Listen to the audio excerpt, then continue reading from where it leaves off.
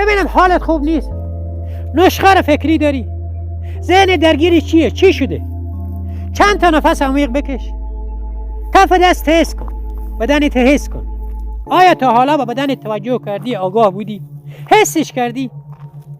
چون بدن ما به همه چی آگاهه، زنده است، شعور داره، شعور همه چی رو میفهمه. زمانی که شما توجه میکنی، حس میکنی، فکری وجود ندارد. اون خوشحالی که 1 ماه پیش داشتی کجا رفت؟ اون مشکلی که 1 سال پیش داشتی و همه درا را زدی و از همه جا ناامید شده بودی و فکر کردی دنیا به آخر رسیده، اون کجا رفت؟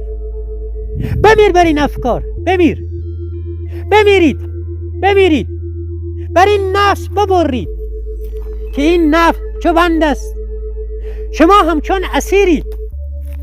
چی میگه این شعر؟ بمیر بر این بیرون از خودت، بر این افکار، بر این ایگو، بر این ذهن، بر این تکراری بودن. چی را داری تمرین میکنی؟ عادت کردی.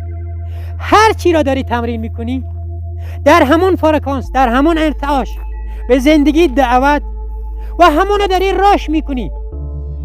ول کن دیروزو، ول کن فردا رو، چون چیزی وجود ندارد. همین لحظه را عشق است. بکوبون لایکو. بدرود.